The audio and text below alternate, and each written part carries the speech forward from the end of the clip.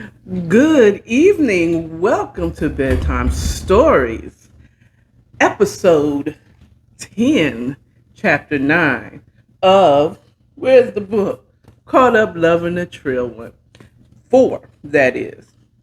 So it gets a little more interesting. We're in the middle of a war, so there is going to be some back and back and forth that's going to be going on. But I'll tell you that when it's time for me to tell you that. But first, we are doing a bedtime cocktail. Tonight, we're making a strawberry daiquiri. And we're using El Dorado, aged 5 years, cast aged. This is what we're using. This is the rum we're using for. It's a 5-year aged rum by El Dorado.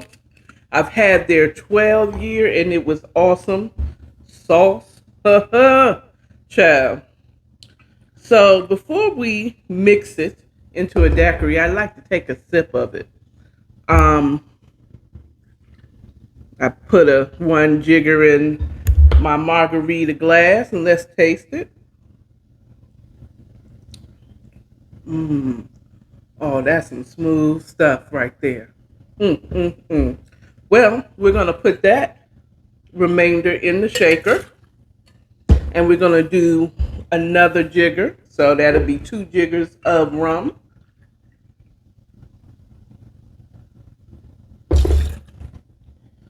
Okay, let's close that up.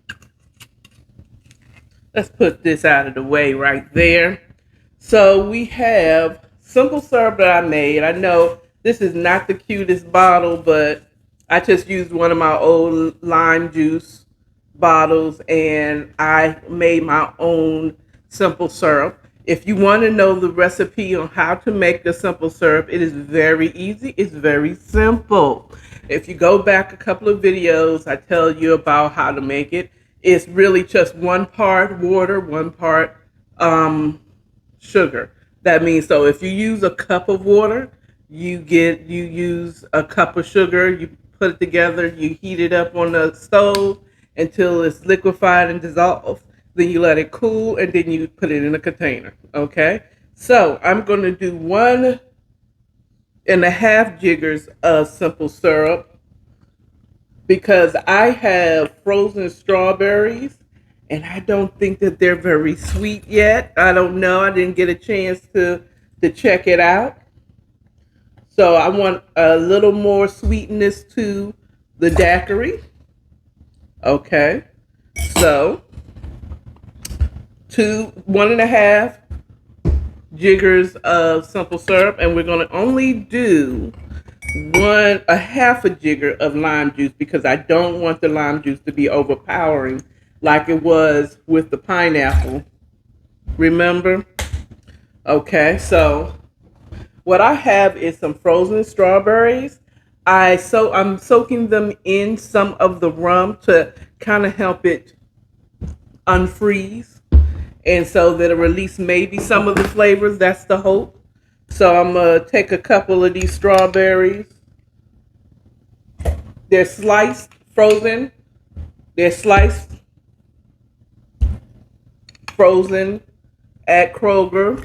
They were $10 for a big bag. So guess what? A lot of strawberry smoothies for me. So I put a few in there. And then I'm going to put a few at the bottom of my margarita glass as a garnish. There we go. Now, these strawberries are going to be better with time, you know. You know this, right? So we've already put 1/2 a jigger of lime juice. We're going to put that aside. Now we're going to put some ice in the shaker.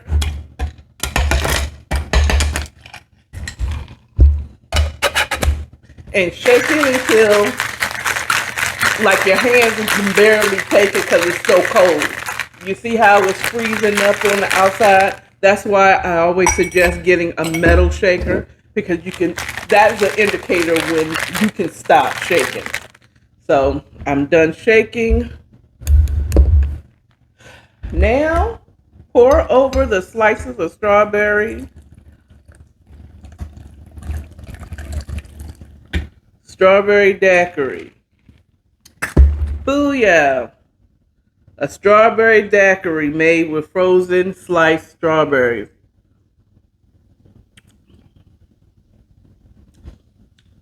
That's fire. That was a perfect mix, child. Perfect mix. Strawberry daiquiri. Oh, that's everything, child. That's everything. So we're gonna put that over there to be eaten. I mean, to be drink as I do my commentary. I also am going to be a little bit of a mukbang because this is also dinner time for me. Okay, so I'm just have some salsa and some con carne dip, queso dip. Let's get into chapter 9 of Caught Up Loving the Trail 1-4. Okay, let's get there. Let's get there. So, chapter 9 starts off with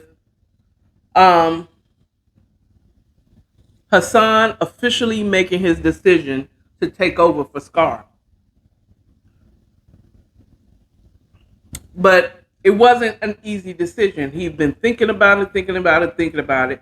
Now he's at this point where he's in a meeting with Scar and a few other people of the organization. And so Scar is asking, so what you gonna do?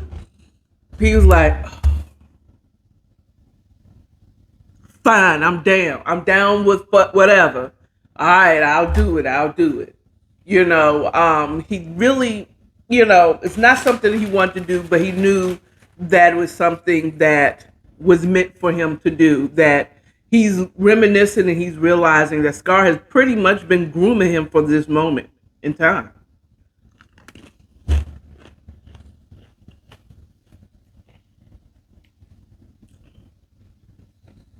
He's been grooming him, but it's hard because he doesn't want to take it. He wants Scar to be alive.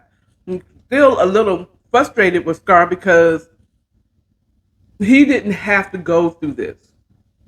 He could have prolonged his life had he did what he was supposed to do from the beginning. Saint doesn't like this because that means that's another person that's close to him. The few people that he lets into his inner circle, another one is going to die. You know what I'm saying? He just lost Blanca, his fake sister. Now I have to lose my father figure. This is crazy. But he's like, okay, fine. I'll do it. So Scar, he doesn't make a big to-do, but he just nods his head like, that's what I'm talking about. Okay. There's some things I need you to do. I need you to meet some people that you've already met, but they need to know you now are in a different position. You need to know them from a different standpoint. They need to know that you're now in charge. You're going to be taking over. And Saint is like, pause, wait a minute, hold up, whoa. I ain't the boss yet. You know what I'm saying? And Scar kind of like, and then he signals for the other guys to go ahead and leave them alone. And once everybody leaves, Hassan, aka Saint, is looking at him like, why are you rushing the process, yo? You ain't gone yet. And Scar kind of silently, he just kind of taps on the table that he's sitting on his desk. The table that he's sitting at is his desk. Okay. He says, look, Saint, I just got word from my doctor that they're arranging for me to have hospice services. Like this is, and Saint is like, he's looking at him. He's like, and then he does the dramatic turn away because he doesn't want to continue glaring at him because he's pissed off at this point. He's like, yo, what's really good? We haven't never held anything from each other like this. What's going on? How long you knew you was going to be on hospice? Like, and Scar was like, yo, look, I've never held anything from you. I just got this call this morning. So that's kind of why I'm pressing you right now to see if I can trust my business to you, or do I have to find somebody else? You know what I'm saying? But I know it's you. You're the only one that can really handle this business and can run it with the integrity in which I ran it. So he was like, all right, this is some BS. Now, prior to him meeting, or while he was in the meeting, his phone had been ringing. He got one call from an unknown number. It's like, you can finish, you can wait. If you are that important, you can leave a message or get blocked, because I don't got time for this mess. Then he got a call from Keon.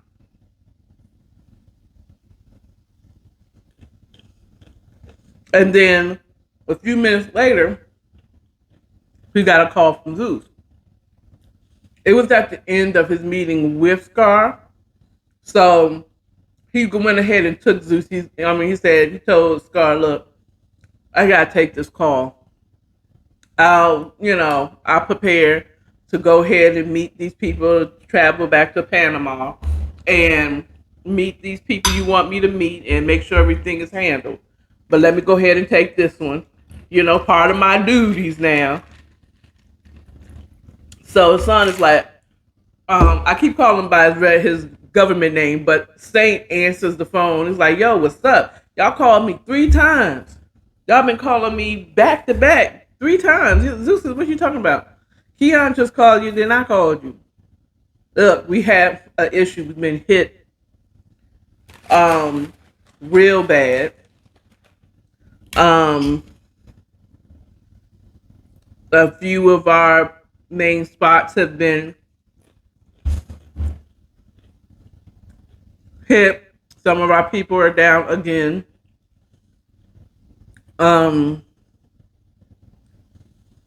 So Saint is like, well, were you with Keon? He's like, no, it was Noah that was with Keon. He's like, why? He's like, I can't be with him all the time. I was handling other business. I said, okay, but he said, I am with Keon now. He said, put me on speakerphone. What the hell happened? So he explained they hit up this, and they took that product and everything. It's like, so Saint basically ended the conversation. Look, get your ish together. I got things that I got big business that I got to take care of here. Okay, get it together. Okay.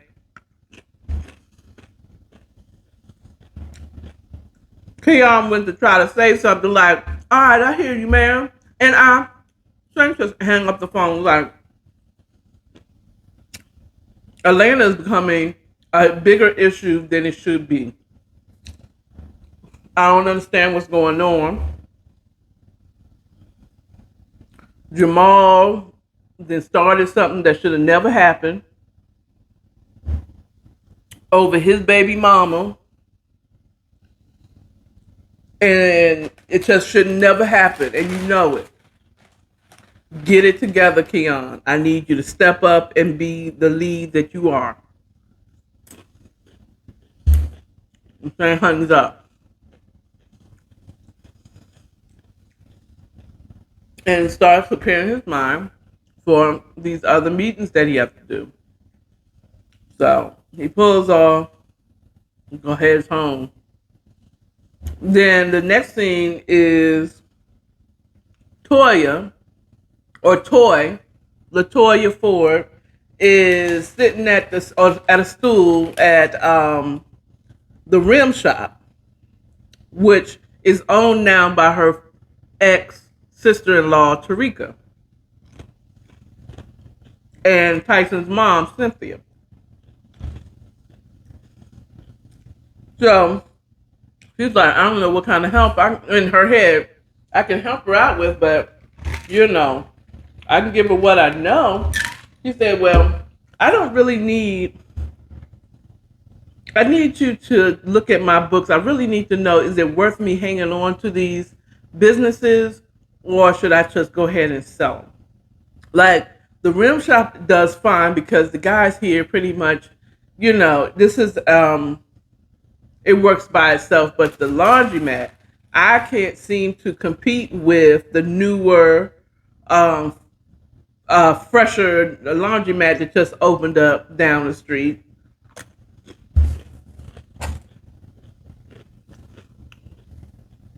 So Toy was like, oh, because she was thinking she was going to ask her how to make her business thrive. And she's like, in Toy's head, she was thinking, look, these are the two businesses I really had very little to do with. They were laundering businesses, if you know what I mean. So she really didn't have much to do with those businesses. Because it wasn't really in her genre.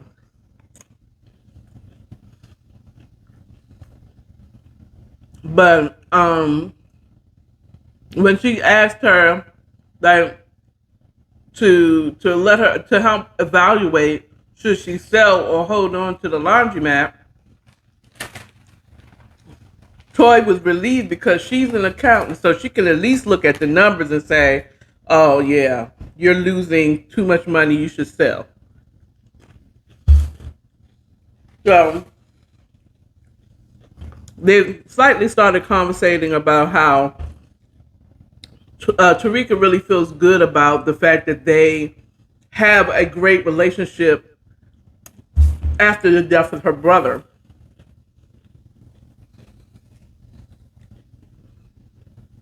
And Toy was like, you know what? There's a big difference and I'm thankful about it. It's like, yeah. It's that I wish it could be that way with my mom. And Toy was like, unfortunately, that probably would never be. Because, you know, last time your mom showed up at the bakery, girl, and then accused me of changing Tyson or being his downfall. Like, I was the reason why he's dead. And then Tarika started to go into, you know, my mom has been on this whole thing, and she's about to explain to her what her mother meant by it, but then Toy got a call from Zeus. So she's gonna take that one. She's like, yo, hold on, let me get this call. This is my man. Hey, what's up, bro? He said, everything's crazy right now. I need some help. I said, yeah. She's like, oh, wow. Well, yeah, what do you need? Well, I'll meet you. If you will be home soon, I'll meet you and then we can talk about it at the house.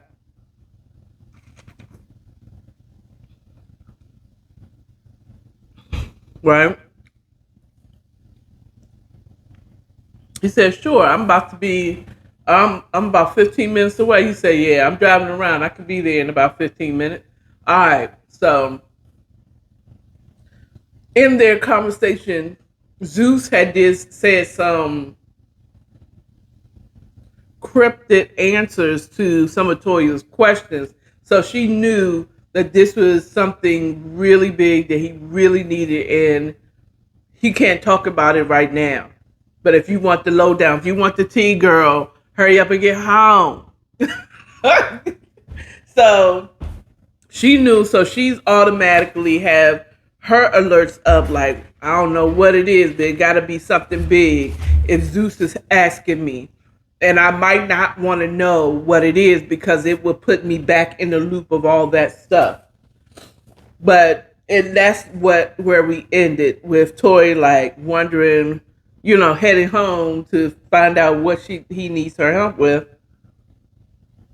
and try not to be involved in the business that she walked away from about 2 years ago now in the book. So my question is, now that Saint is going to be the head ninja in charge of the joints, and with Atlanta being all just continually having this back and forth with Champ, not knowing how to sit down and talk to this man, because I believe a lot of it would come with just a conversation.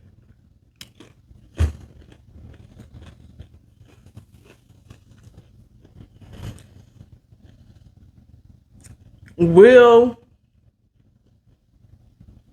Hassan pull her back into the business? Or, knowing that she's the best for the business in Atlanta,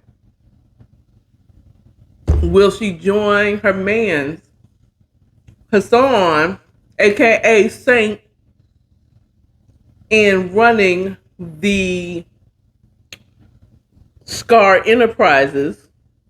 Or will she stay on the side and allow her man to go running off with Desiree as his woman, with her never really knowing what he does for a living? Or will he tell Desiree, look, and really sit her down and say, look, my business is not in trades, stocks and bonds and all that. I'm in the drug business. Will he tell her that situation? Will he tell her the truth? I apologize for the gas, but whatever. I shouldn't say whatever, because what you think matters to me. But I'm mixing up another strawberry daiquiri because that one felt good.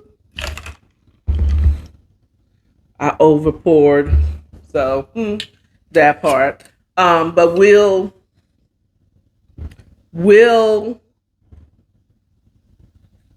he bring her back in, or bring Desiree to his side? Will she let her man go to another woman?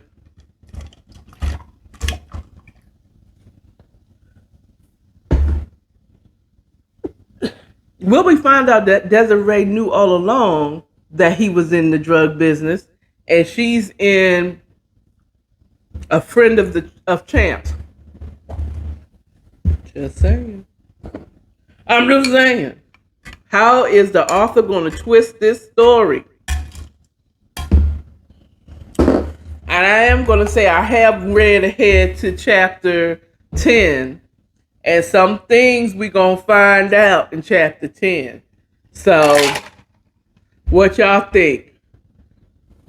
What y'all think? Y'all think Hassan is going to bring Toy back into the business?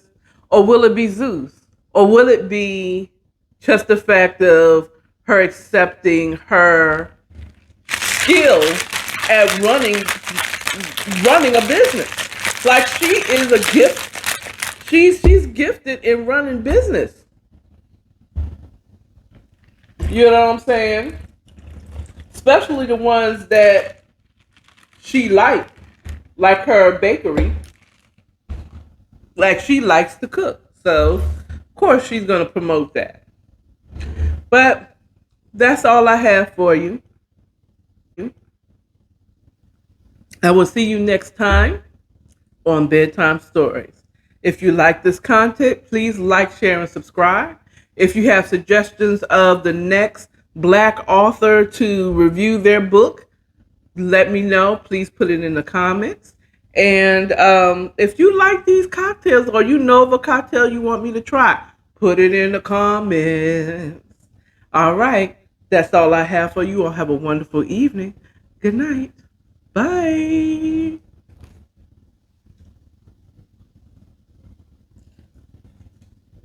Okay. Bye.